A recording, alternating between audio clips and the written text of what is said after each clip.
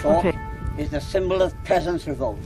It's been used in Wales since the 16th century by the peasants to reclaim their land from the lords.